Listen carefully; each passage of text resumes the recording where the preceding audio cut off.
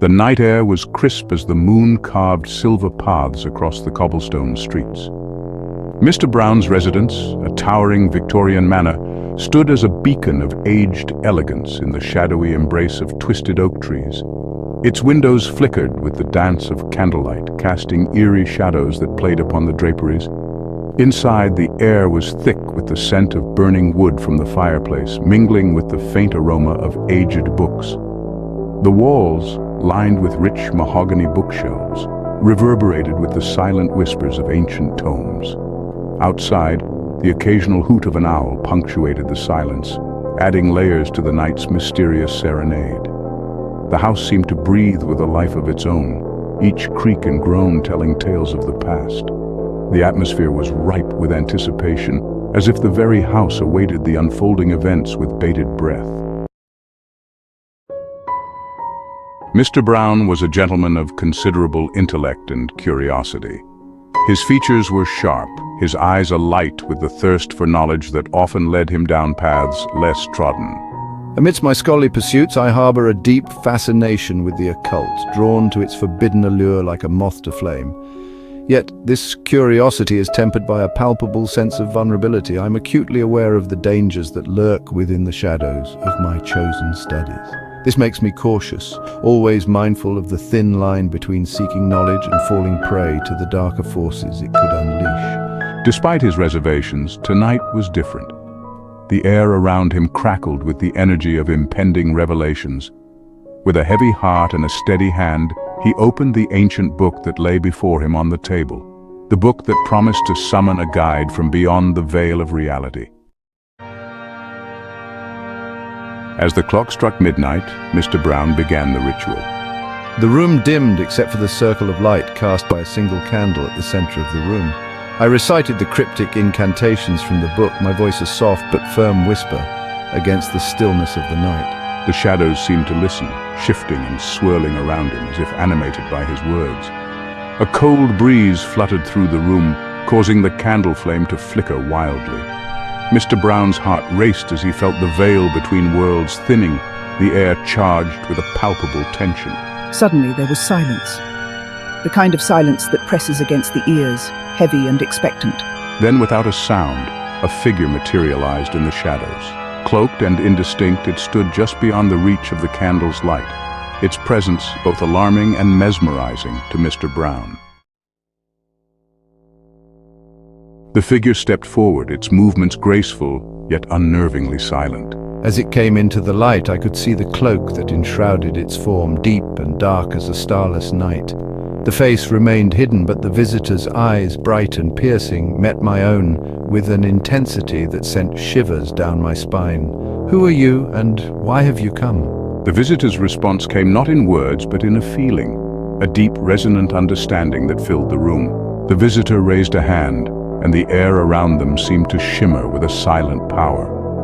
Mr. Brown felt an overwhelming sense of being connected to something much larger than himself, a vast, unseen network of knowledge and secrets stretching beyond the confines of his world.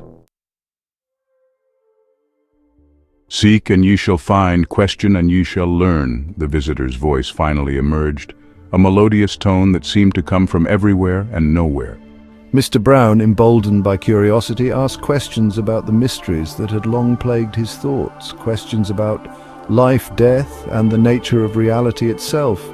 The visitor's answers were cryptic, layered with meanings that unfolded slowly in Mr. Brown's mind like the petals of a nocturnal bloom. Each answer led to new questions, each revelation a puzzle piece in the vast mosaic of universal truths. The night wore on, a tapestry of conversation weaving through the hours.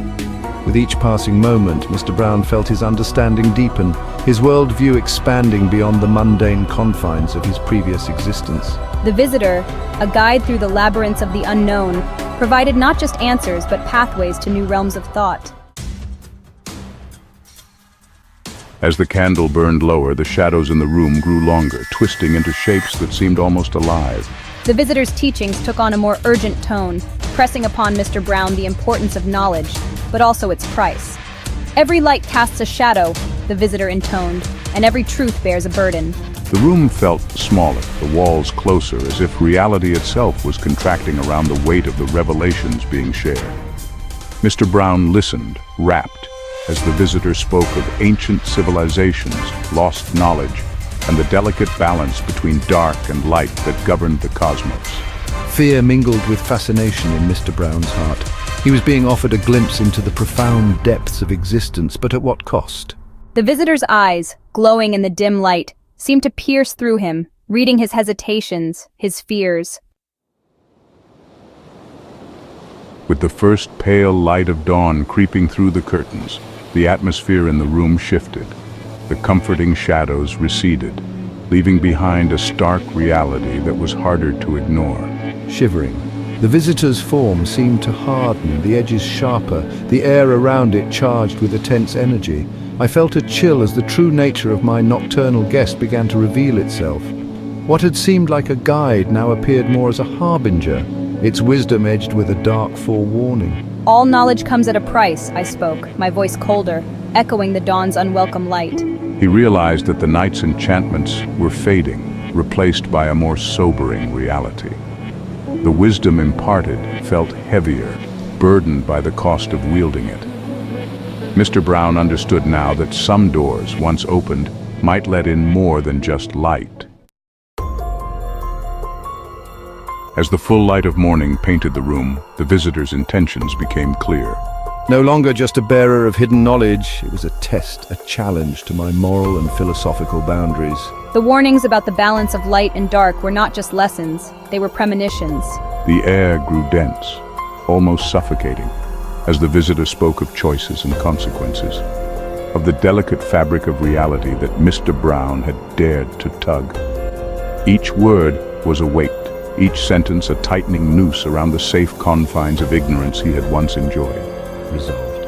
I stood facing the visitor, the morning light casting long shadows behind it. The choices I make now, influenced by the night's revelations, will determine the path ahead. The visitor, a catalyst for change, was both a gift and a curse, its presence a riddle wrapped in the enigma of dawn.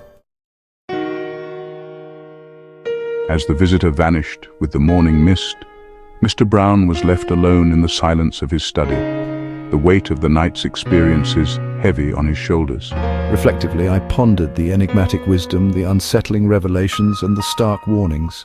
The room, once a sanctuary, now felt like a cage, enclosing the enormity of what I had learned. He walked to the window, watching the normalcy of the world outside. People went about their morning unaware of the profound truths that now coursed through his mind. How trivial their concerns seemed, and yet how enviable their ignorance. The book that had brought the visitor lay open on the table. I knew that what I had sought had been found, but at a cost I was only beginning to comprehend. The knowledge gained was irrevocable, the path forward fraught with shadows of its own making. In a decisive act, Mr. Brown placed the ancient occult book into the fireplace. Watching thou flames. The flames caught quickly, the pages curling as they blackened, the secrets they held being consumed by fire. As I watched the book burn, I felt a mixture of relief and profound sadness. As the last page turned to ash, I felt a closure, albeit tinged with regret. I had sought knowledge and found wisdom, but also a warning. Not all mysteries are meant to be solved, not all doors are meant to be opened. Narrator. The fire crackled, the light flickering across his thoughtful face, casting shadows that seemed to echo the dark visitor's final words about light and darkness. Mr. Brown realized that some knowledge was too perilous, too seductive to pursue without consequence. With the embers of the book slowly dying, so too did his yearning for the occult, replaced by a newfound respect for the boundaries of human understanding.